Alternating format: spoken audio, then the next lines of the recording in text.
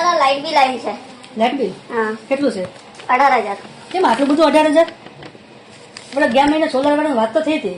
Quotation કાઢ્યા કે નહીં કાઢ્યા? મેં બધાનું કોટેશન કાઢ્યા, પણ સસ્તામાં સસ્તું આ સોલર સફરનું કોટેશન આવ્યું છે. સોલાર સફરનું? હા.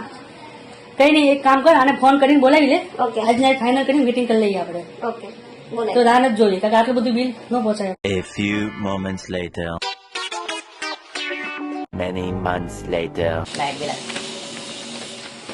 શું વાત છે?